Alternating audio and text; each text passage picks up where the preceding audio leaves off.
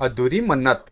दमयंती की आंखों के सामने चाहे स्वच्छ अनंत आसमान था, मगर उसके मन स्पष्टल पर घोर काले बादल उमड़ घुमड़ मचा रहे थे। सहसा बिजली सी कौंदी और बादल बरसने लगे। उसका हाथ बरबस ही भीगे हुए गालों पर चला गया।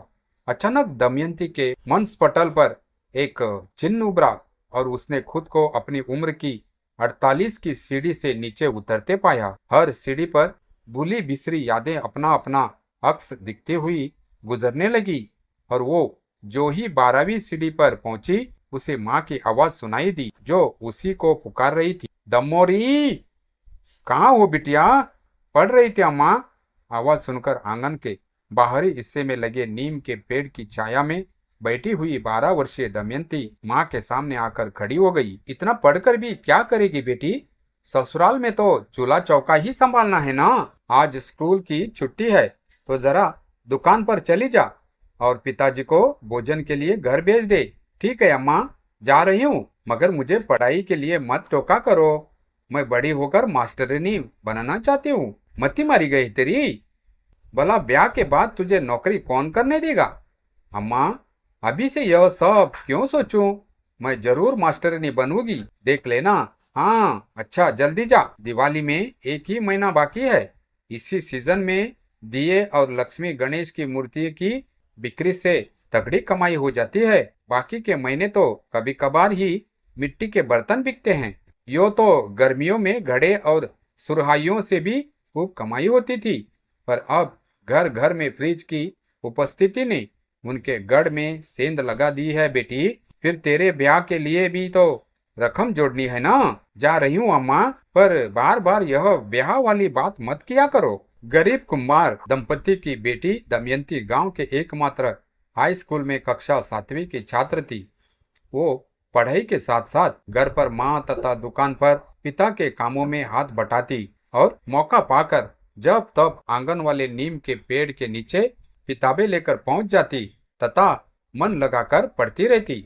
वैसे तो वो हर कक्षा में पास होती आई थी, मगर उसका कक्षा में प्रथम आने का सपना पूरा नहीं हो पाता था। बचपन से ही वो हर दिवाली पर माँ को लक्ष्मी मैया की नई प्रतिमा के आगे बड़ा सा दिया जलाकर पूजा करते हुए दिखती आई थी। माँ उसे 3 दिन तक दिए की देखरेख की जवाबदारी सौंप कर कहती, देखो दम्मू, इस दिए की लौ कम होने लगे तो बाती सरका कर कुछ ऊपर करना और दिए में तेल भी डालती रहना।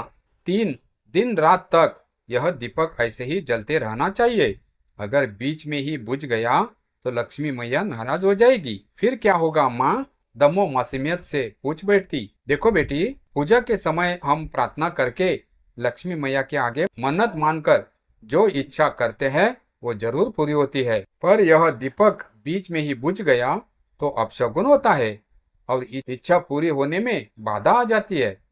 तब से दमयंती हर दिवाली पर लक्ष्मी मैया के आगे सुंदर फूल चढ़ाने की मन्नत मानकर आगे बढ़ते रहने की इच्छा करती और 3 दिन रात तक दिए की जी जान से देखरेख करती। दिया बुझने के डर से रात में भी उसे नींद नहीं आती और वो किताबें लेकर बैठ जाती। इस बहाने उस रोशनी में उसकी पढ़ाई भी हो जाती। दिवाली के बाद भी उसका उत्साह पढ़ाई में बना रहता और हर बार परीक्षा में अच्छे अंकों से पास होकर मन्नत पूरी करना न भूलती। 7वीं कक्षा में आने पर उसने मैया के आगे कक्षा में प्रथम आने की इच्छा की और अधिक मेहनत करने लगी। फलस्वरूप वो कक्षा में प्रथम आ गई। उसे यह सब पूजा और अखंड दीपक का चमत्कार ही लगता, लेकिन यह जिज्ञासा बनी रहती कि आखिर ऐसा होता कैसे है। आखिर एक दिन उसने अपनी मास्टरनी से इस बारे में पूछा, दीदी, यह सब कैसे होता है? देखो बेटे, हम जो सोचते हैं उसे पूरा करने की मन में इच्छा बनी रहती है और ये विचार वायुमंडल में तरंगित होकर हमारे आसपास वैसा ही वातावरण उत्पन्न कर देते हैं और हम इसे चमत्कार समझ लेते हैं। पूजा और आस्था ही एक ऐसा माध्यम है जो हमारी सोच को पवित्र और निर्दोष बनाता है और हमें फल भी वैसा ही मिलता है। दमयंती को सारी बात समझ में आ गई और अब वो हर साल अपनी कक्षा में प्रथम आने लगी। उम्र के 17वें पायदान तक पहुँचते पहुँचते होते होते उसकी आस्था के आयाम और गहरे होते चले गए। 11वीं कक्षा उसने प्रथम श्रेणी में पास कर ली तो वो तो आगे भी पढ़ना चाहती थी, लेकिन एक तो गांव में कॉलेज नहीं था, दूसरे माँ पिता को उसके ब्याह की चिंता सताने लगी थी। उम्र का तकाजा भी था। अब ब्याह की बात सुनकर दमयंती बुरा नहीं मानती थी, बल्कि उसके दिल की धड़कनें बढ़ जाती और गुदगुदी सी होने लगती थी, और वो एक संपन्न व सुंदर राजकुमार जैसे पति की कल्पना में खो जाती। घरेलू परिस्थितियों के चलते मास्टरनी बनने का विचार उसने यह सोचकर मन में ही संजो कर रख लिया कि ससुराल में अवसर मिला तो वो जरूर अपनी हसरत पूरी करेगी। उसके सौंदर्य और बुद्धिमत्ता की चर्चा पूरे गांव में फैल चुकी थी। लड़के वालों के रिश्ते भी आने शुरू हो गए थे। इस बार दिवाली पर दमयंती ने लक्ष्मी मैया की प्रतिमा के आगे स्वयं अखंड दीपक जलाया और पूजा के बाद सुंदर और संपन्न पति की कामना करके ससुराल में भी अखंड दीपक जलाते रहने की मन्नत मानी। लक्ष्मी मैया उसकी इच्छा कैसे पूरी नहीं करती। उसके गुणों से रीझकर पास के गांव में ही एक सजातीय संपन्न परिवार में उसका रिश्ता वैभव के साथ तय हो गया। वैभव अपने माँ पिता का इकलौता पुत्र था। ससुर जी का मिट्टी के पात्रों और मूर्तियों का थोक व्यापार था, लेकिन वैभव गांव के स्कूल में शिक्षण कार्य करने के साथ ही बचे समय में पिता की सहायता भी कर दिया करता था। दमयंती ने सोचा भी न था कि उसकी इच्छा इस कदर पूरी हो जाएगी और उसे शिक्षक पति मिलने के साथ ही उसका शिक्षिका बनने का सपना भी साकार हो जाएगा। सगाई के समय वो अपने सपनों के राजकुमार को देखकर फूली नहीं समाई। आखिर 20 वर्षीय की आयु में ही वो दुल्हन बनकर ससुराल आ गई और नवजीवन के पहले सोपान पर पैर रखा। सास ससुर उसे बहुत प्यार दुलार के साथ रखते थे। वैभव तो उसके रूप गुणों पर फिदा था ही। 3 माह बीतते न बीतते वो गर्भवती हो गई। अब उसकी सारी इच्छाएं पति और आने वाली संतान पर ही केंद्रित हो गई थी। वो अगली दिवाली का जो 6 माह बाद आने वाली थी बेसब्री से इंतजार करने लगी। लेकिन देवी देवता अगर इस तरह इंसानों की इच्छाएं पूरे करने लगे तो सृष्टि चक्र में गतिरोध ही न आ जाए। लंबे जीवन सफर में हर इंसान के लिए भाग्य और कर्म की किताब पर भव बाधाएं भी उसके जन्म के साथ ही अंकित हो जाती है, जिन्हें हौसलों पर पार करने की मंजिल तक पहुंचा जा सकता है। दमयंती के जीवन में भी एक दिन अचानक भूचाल सा आ गया। गर्भवती होने के 2 महीने बाद ही एक सड़क दुर्घटना में वैभव की दुर्घटना स्थल पर मृत्यु हो गई और दमयंती के भाग्य को दुर्भाग्य के कोहरे ने लील लिया। सास ससुर ने भी बिना आगे पीछे सोचे उसे ही अपशगुनी मानकर मायके का रास्ता दिखा दिया। तकदीर के तूफान ने उसे फिर उसी आंगन में उतार दिया जहां से बड़े अरमानों के साथ वो ससुराल के लिए विदा हुई थी। हैरान और विवश दमयंती माँ लक्ष्मी के इस अन्याय पर हतप्रभ थी। रोते रोते माँ से सवाल करती, अम्मा, मुझे लक्ष्मी मैया ने अखंड सौभाग्यवती होने का वर मांगने का अवसर क्यों नहीं दिया? दिवाली में 2 माह ही तो शेष थे। बेटी, शायद तेरा भाग्य बदलने की शक्ति उसमें भी नहीं रही होगी। वरदान भी ईश्वर में आस्था बनाए रखने के लिए ही होते हैं। इतना शोक न करो। अपने आने वाली संतान की खातिर तुम्हें और न जाने कितने तूफानों से गुजरना पड़े। जब तक हम जीवित हैं तुम्हें यहाँ कोई तकलीफ नहीं होगी। धीरे धीरे दमयंती ने अपने नसीब से समझौता कर लिया। इस दिवाली पर उसने मन्नत मानकर माँ लक्ष्मी से अपने भावी संतान के निर्विघ्न जन्म और निरोगी दीर्घ जीवन के लिए दुआ मांगी। समय पर उसने स्वस्थ और सुंदर पुत्र को जन्म दिया। इतना कुछ खोने के बाद जो मिला उसी को जीने का लक्ष्य मानकर कुछ समय बाद उसने गांव के अपने ही स्कूल की प्रधान प्राध्यापिका के सहयोग से अध्यापन कार्य के लिए आवश्यक औपचारिकताएं पूरी करके जिंदगी की किताब में नया अध्याय जोड़ दिया। शिक्षिका बनने की उसकी पुरानी हसरत इस तरह उसका सौभाग्य छिनने के बाद पूरी होगी, यह वो कब जानती थी। पर जो कुछ शेष था उसे कुदरत का उपहार मानकर उसने नए सफर पर कदम बढ़ा दिया। शिशु की देखरेख की जवाबदारी माँ ने अपने ऊपर ले ली। दमयंती अब हर दिवाली पर सिर्फ पुत्र अजीत की सुख समृद्धि और दीर्घ जीवन के लिए मन्नत मानकर अखंड दीपक जलाती। धीरे धीरे अजित बड़ा होने लगा और 5 साल का होते ही दमयंती के स्कूल में ही उसे दाखिला मिल गया। वह भी अपनी माँ की तरह प्रभावशाली था। दमयंती के जीवन में एकल सत्ता आ चुकी थी। काल चक्र घूमता रहा, हर साल अखंड दीपक जलता रहा। देखते ही देखते कब वो उधेड़ माँ पिता वृद्ध और पुत्र युवावस्था में पहुंच गया, पता ही नहीं चला। पिता का काम भी छूट गया था।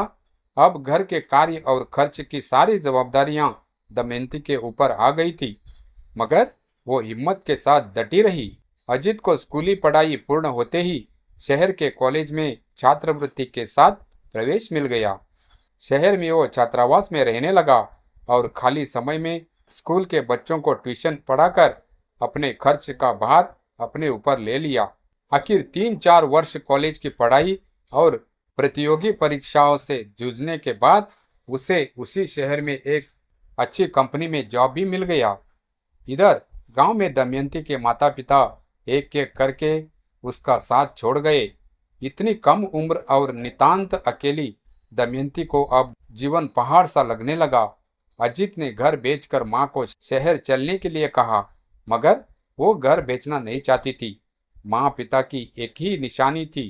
फिर जहाँ वो जन्मी और पली बड़ी, उस गांव की गंध को हमेशा के लिए कैसे बुला देती। अजित से कहा, मेरे सगे संबंधी ये गांव वाले ही है बेटे। नौकरी छोड़कर मैं शहर में अकेले कैसे रह सकूंगी। फिर मैं गांव से भी नाता बनाए रखना चाहती हूँ, इसलिए यह घर मैं नहीं बेच सकती। मैं चाहती हूँ तुम्हारा विवाह इसी घर में हो जाए।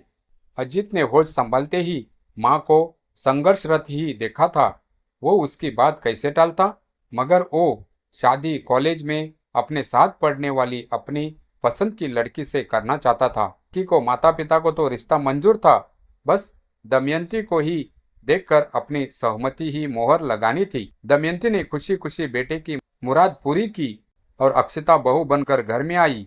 कुछ दिनों बाद अपने मन भर भारी पत्थर रखकर दमयंती उस जीर्ण शीर्ण छोटे से घर को ताला लगाकर आते रहने का वादा करके बेटे बहू के साथ शहर के लिए विदा हुई। गांव और नौकरी तो छूट ही गई थे, शहर की जलवायु भी उसे रास नहीं आई। जहां आने के 3-4 महीनों बाद ही उसे जोड़ों के दर्द ने घेर लिया। इलाज और दवाओं के बावजूद उसे कोई लाभ नहीं हुआ, बल्कि दर्द बढ़ता ही गया और धीरे धीरे उसे पंगु बनाकर बिस्तर के हवाले कर दिया। दिनों दिन वो कमजोर होती चली गई। इतनी कम उम्र में ही वो बूढ़ी दिखने लगी थी।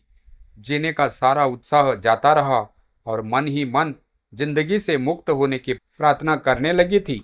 अक्षता सुंदर होने के साथ ही सुशील और संस्कारी थी। उसने घर की सारी जिम्मेदारियां अपने ऊपर ले ली। वो दमयंती को किसी तरह की शिकायत का मौका नहीं देती थी। दिवाली में कुछ दिन ही शेष थे। दमयंती इस बार अखंड दीपक की जवाबदारी बहू को सौंपना चाहती थी। घंटों सुदियों के सागर में गोते लगाती हुई दमयंती आखिर भंवर से बाहर निकल आई।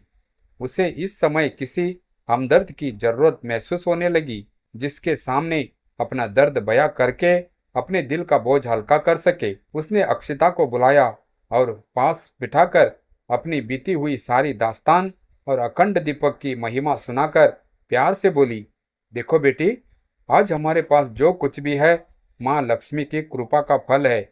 दिवाली में 1 सप्ताह ही बाकी है। पूजन के लिए आवश्यक सामान की सूची बना लो। फिर अजीत के साथ धनतेरस पर बाजार जाकर सब सामान ले आना। इस बार दिवाली के दिन तुम्हें ही अखंड दीपक जलाना है। पूजा के समय माँ लक्ष्मी के आगे मन्नत मानकर तुम जो भी इच्छा करोगी लक्ष्मी मैया अवश्य पूरी करेगी। दमयंती ने प्यार से अक्षता के सिर पर हाथ फेरते हुए कहा, जी माँ जी, आप निश्चिंत रहिए। अक्षता ने नम्रता से उत्तर दिया। दिवाली के दिन सास के निर्देशानुसार अक्षता ने पूजा की सारी तैयारियां कर ली। विधि विधान के साथ शुद्ध घी का अखंड दीपक जलाया, लेकिन पूजा के समय उसके मन में अचानक पाप पनपने लगा। दमयंती की सरलता और भोलापन उसके पाप के पर्दे के पीछे दब गए। वो भला सास की तीमारदारी कब तक करती रहेगी? अब तो उनको उम्र भर झेलना होगा। और सुसंस्कारों पर स्वार्थ हावी हो गया। उसने नतमस्तक हो माँ लक्ष्मी के आगे मन्नत मानकर इच्छा प्रकट की, हे माँ, अगर मुझे किसी तरह अपनी सास से छुटकारा दिला दो तो अगले साल तुम्हारी सोने की प्रतिमा बनवाकर पूजन करूंगी। फिर उसने उठकर सास के पांव छुए और इच्छा पूरी होने का आशीर्वाद लिया। सास ने प्यार से समझाया, देखो बहू, अब तुम्हें इस बात का विशेष ध्यान रखना होगा कि यह दीपक 3 दिन तक लगातार 24 घंटे जलता रहे। अगर बीच में ही ज्योति बुझ गई तो इच्छा पूरी होने में व्यवधान आ सकता है। जी माँ जी, आप चिंता न करें, मैं पूरा ध्यान रखूंगी, मुस्कुराते हुए अक्षता ने कहा। अब अक्षता का पूरा ध्यान दीपक पर ही केंद्रित था। रात को बार बार उठकर बाती ठीक करके घी डालती रही। अगले दिन सुबह उठकर स्नान पूजन के बाद वो जैसे ही रसोई में गई तो अचानक उसका जी मचलने लगा और उल्टी होने लगी। अनुभवी सास ने देखा तो तुरंत मामला ताड़ लिया। अपनी बीमारी और कमजोरी भूलकर उसके पास जाकर पीठ सहलाते हुए बोली, देखो बहू, माँ लक्ष्मी ने तुम्हारी मनोकामना पूरी होने का शुभ संकेत दे ही दिया। तुमने अवश्य अपनी गोद हरी होने का वर मांगा होगा। मैंने भी तो मन ही मन यही मांगा था। अब तुम्हें इधर उधर डोलने की कोई आवश्यकता नहीं, मैं सब संभाल लूंगी। सुनकर अक्षता हैरानी से सास को देखने लगी। कहा तो उसने सास से मुक्त होने के लिए दुर्भावों का जाल बुनना शुरू किया और कहाँ वे बीमार होते हुए भी उफ, उसे स्वयं पर ही ग्लानि होने लगी। यह उसने देवी से क्या मांग लिया? अब वो क्या करे? उसके संस्कार इतने गिरे हुए तो नहीं थे। फिर यह सब कैसे हो गया? असमंजस में डूबी बिस्तर पर जाकर लेट गई। इतने में पतिदेव भी उठ गए। उनको मरी हुई आवाज में समाचार सुनाया तो खुशी से मारे उसने अक्षता को बाहों में भर लिया, लेकिन उसे गुमसुम देखकर पूछा, क्या बात है जान, क्या तुम्हें माँ बनने की खुशी नहीं है? अरे खुशी क्यों नहीं होगी, बस जरा जी मचल रहा है। चिंता मत करो, माँ बहुत अनुभवी है, सब संभाल लेगी। तुम अपने आराम पर पूरा ध्यान देना। मुझे अपनी नहीं, माँ जी की ही चिंता है अजीत। वे अस्वस्थ है और उनके ऊपर अब मेरी जवाबदारी भी आ जाएगी। मेरे लिए, अपने आने वाले वंशज के लिए उन्हें स्वस्थ होना ही पड़ेगा। आप उनका नियमित चेकअप करवाते रहिए। हमें उनके सुखद साये की सख्त आवश्यकता है। ठीक ही कहती हो। अब इस मामले में लापरवाही बिल्कुल नहीं होनी चाहिए। आज ही उन्हें डॉक्टर के पास ले जाऊंगा। अब जरा चाय तो पिला दो। अक्षता को किचन की ओर जाते देखकर दमयंती ने उसे आराम करने को कहा और स्वयं चाय बनाने लगी। अक्षता का मन जोर जोर से रोने का हो रहा था, लेकिन स्वयं पर काबू रखे हुई थी। पति के दफ्तर जाते ही वो निडाल होकर पलंग पर पसर गई। उसका पूरा ध्यान कमरे और किचन के बीच में बने छोटे से पूजा घर पर था, जहां अखंड दीपक जल रहा था। उसने कमरे का पर्दा कुछ सरका दिया। अब पूजा घर साफ नजर आ रहा था। उसने देखा कि माँ जी ने नहाकर धीरे धीरे पूजा घर की सफाई करके दीपक की बाती ऊपर सरकाई और घी भी डाल दिया। अगरबत्ती लगाकर कुछ देर ध्यान किया, फिर रसोई में चली गई। आज महरी से सारे काम माँ जी ने करवाए और खाना भी खुद बनाया। बीच बीच में अक्षता का हालचाल पूछकर हिदायतें देती रही। किसी तरह दिन बीता। रात हुई। माँ जी ने दीपक की देखरेख की जवाबदारी भी अपने ऊपर लेकर उसे पूरा आराम करने को कहा था। पतिदेव गहरी नींद में सो चुके थे, पर अक्षता की आंखों से नींद गायब थी। वो बार बार उठकर पूजा घर में जलते हुए दीपक की ओर देखती और लक्ष्मी माँ से अपनी मांग को अस्वीकार करने की प्रार्थना करती रही। अंधविश्वासी तो वो नहीं थी, पर सास के अति विश्वास को भी नजरअंदाज कैसे करे? अगर मांगी हुई मुराद पूरी हो गई तो क्या खुद को कभी माफ कर सकेगी? घोर अनर्थ ही यही चिंता उसे चैन नहीं लेने दे रही थी। सोचते सोचते कब आंख लग गई उसे पता ही नहीं चला।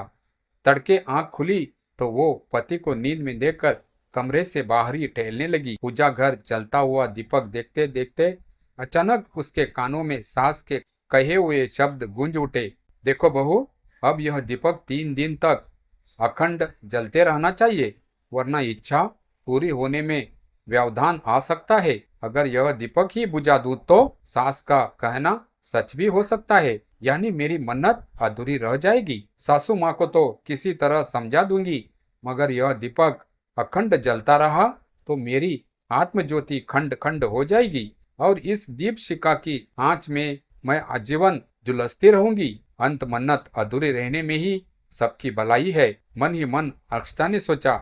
उसने सासू माँ के कमरे में झांका तो वे सो रही थी, शायद झपकी लग गई होगी। उसने दबे पांव पूजा घर में जाकर माँ लक्ष्मी से माफी मांगते हुए फूंक मारकर दीपक बुझा दिया और अपने मन में मनोबोझ उतारकर कमरे में जाकर चुपचाप आंखें बंद करके लेट गई।